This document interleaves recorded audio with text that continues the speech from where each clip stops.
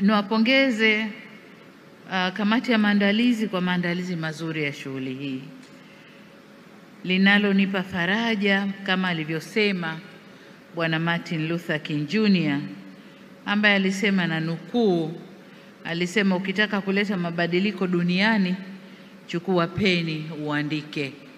Peni ni kalamu, uandike, italeta mabadiliko. Lakini nadhani mnakumbuka pia hata mimi nilisema mimi sitatumia mdomo, kwa mara nyingi nitatumia kalamu. Kwa mabadiliko yanayotokea yote ni kwa sababu ya nguvu ya kalamu. Kwa hiyo niwashukuru wote, hongereni, na niwashukuru waandaaji wa tukio kwa kujua nguvu ya kalamu na nguvu ya tehama ndio kilichopo leo humu ndani. Kwa hongereni sana. Ndugu wanahabari, uwepo wangu hapa leo ni uthibitisho wa dhamira ya dhati ya serikali kuinua tasnia ya habari, hususan habari za maendeleo. Kasi ya kukua kwa mabadiliko ya teknolojia ya habari na mawasiliano duniani imefanya tasnia ya habari kushuhudia maendeleo mengi na makubwa. Pamoja na habari tunazozipata kupitia magazeti, redio na television, ambavyo ni vyombo vikuu tulivyovizoea kwa muda mrefu, sasa pia tunaona mitandao ya kijamii, blogs na television za mtandaoni au online TVs, nazo zimeendelea kukua kwa kasi, hali inayochangia mabadiliko katika namna tunavyopeana habari na hata vifaa vinavyotumika kupokea habari zenyewe, ikiwemo simu janja za mikononi. Maendeleo haya makubwa ya tehama yanatakiwa yawe chachu ya kuhakikisha wananchi wanapata taarifa sahihi na kwa wakati. Na hayo ndio matarajio ya serikali na wananchi. Kwa mfano, habari kuhusu bei za bidhaa, masoko, fursa za kibiashara, ubunifu mpya unaongeza tija katika uzalishaji ni za muhimu kwa serikali, sekta binafsi na wananchi kwa ujumla. Taarifa hizi zinasaidia kufanya maamuzi sahihi kuhusu uchumi na biashara. Halikadhalika, taarifa hizi huziwezesha serikali kuimarisha utawala bora na uwajibikaji. Nchi yetu imefanikiwa kutekeleza miradi mingi ya maendeleo yenye tija kiuchumi, kisiasa na kijamii. Miradi hii ambayo imetekelezwa katika sehemu mbalimbali za nchi yetu inapaswa kujulikana na kuelezwa kwa wananchi, wajue kinachoendelea ndani ya nchi yao. Lakini kwa upande mwingine tumefanya mageuzi mengi ya kisera na kisheria ambayo pia wananchi wanapaswa kujua, na watakaoweza kuwajulisha wananchi mageuzi haya ni nyinyi vyombo vya habari vya aina zote nilizozitaja hapa. Kwa hiyo niseme tu kwamba yanayotokea nchini, kwa mfano, tumeimarisha matumizi ya tehama katika utoaji wa huduma na kufanya tathmini ya kina ili kuboresha mifumo ya haki jinai. Lakini vile vile tumeimarisha mifumo ya kodi nchini na mifumo kadhaa kusomana ndani ya serikali, lakini bado haijatumika ipasavyo mwananchi kuweza kuzifikia taarifa kutokana na mifumo hiyo. Sasa hiyo ni kazi yenu wana mifumo, lakini pia wanahabari, kuwapa taarifa wananchi zinazowahusu. Vile vile, kama mnavyofahamu, malengo yetu ya maendeleo ni kuitoa Tanzania kutoka nchi ya uchumi wa kati, ngazi ya chini ilipo sasa, na kuipandisha kwenda nchi ya uchumi wa juu ifikapo 2050 au miaka 25 inayokuja.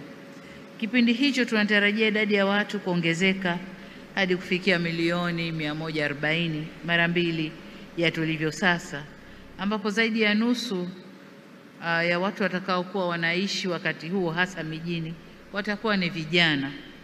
Sasa ili kufikia malengo hayo kunahitajika mageuzi makubwa kimipango, kiuwezo na kifikra.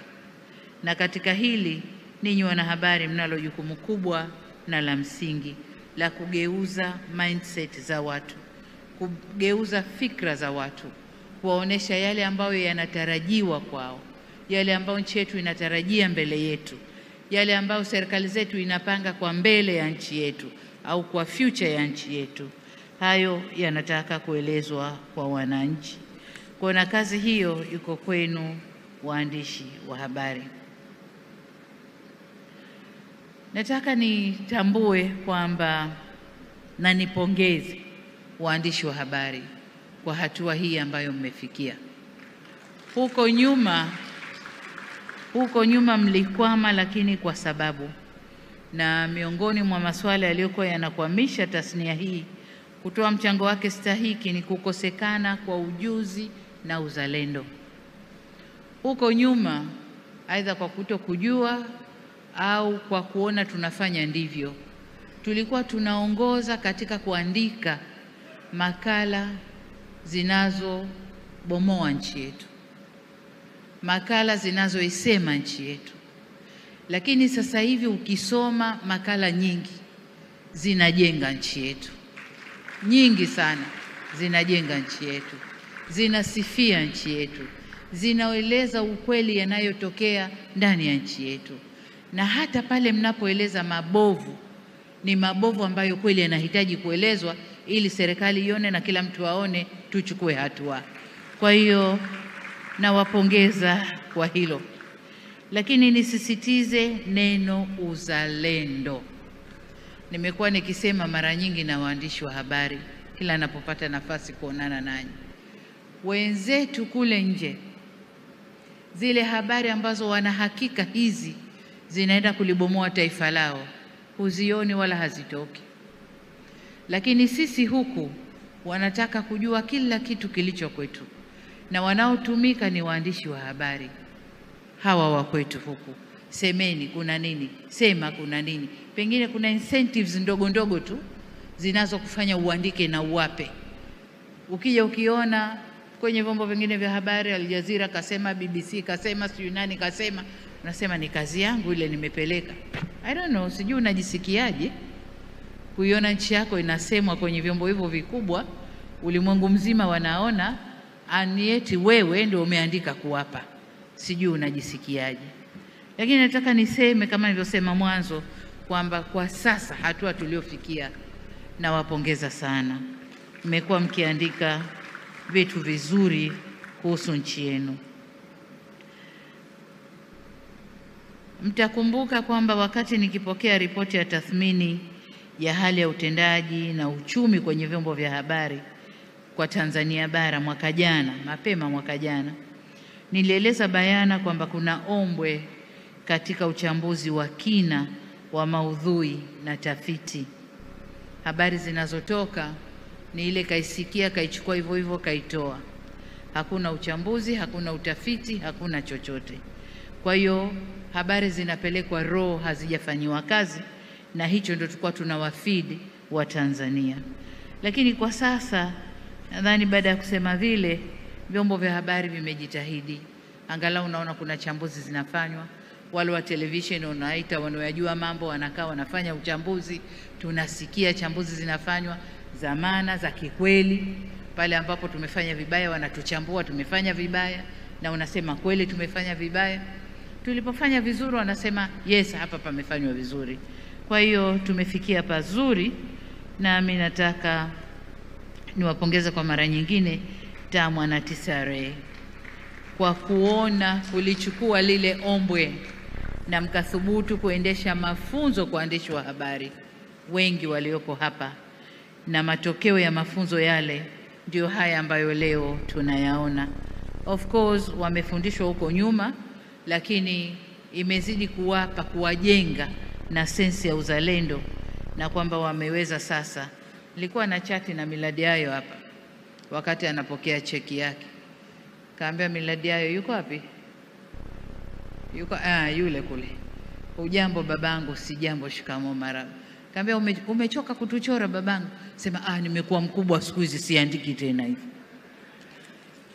Kwa hiyo tunaona matunda ya vijana wetu kwamba kuna mabadiliko yanaonekana.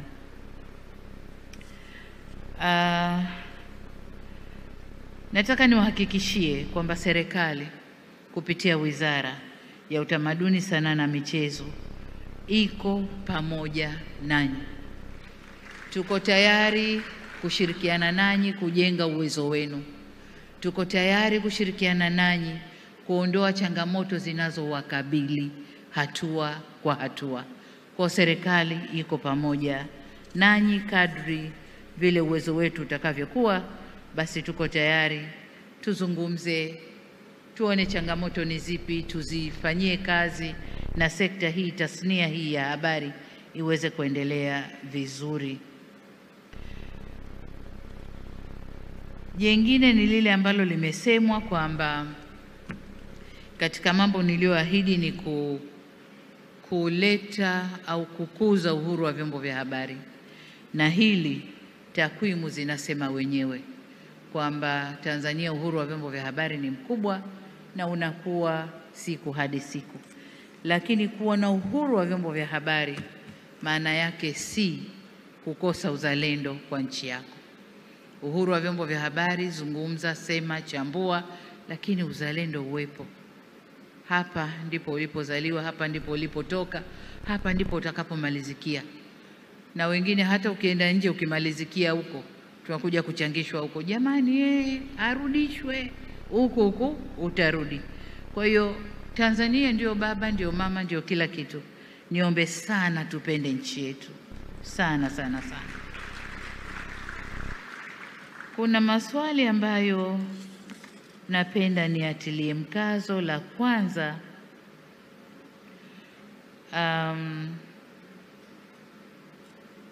kuhakikisha kwamba Watanzania wanapata taarifa, na hapa nataka nigusie umuhimu wa vyombo vya habari vya jamii kule chini. Radio jamii, television za kule huko vijijini huko. Kuna vijitelevisheni vya mikono, vijitelevisheni vidogo vidogo viko huko chini ambavyo vinatoa taarifa kwa wananchi kule chini.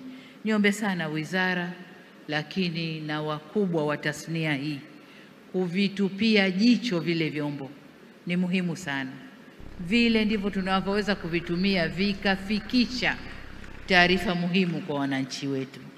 Hivi vingine vikubwa vikubwa vinaweza vikaandika vinavyotaka, lakini vile, na kuna maeneo ambayo ukimwambia kwa lugha anayoijua, lugha yake ya pale nyumbani, anaelewa zaidi kuliko mwambie Kiswahili au lugha nyingine yoyote. Kwa kutumia vyombo vile vitatusaidia sana kufikisha taarifa tunazotaka zifike kwa wakulima, taarifa tunazotaka zifike kwa wajasiriamali, taarifa tunazotaka zifike kwa wananchi, za kisiasa, za kijamii kule ndani.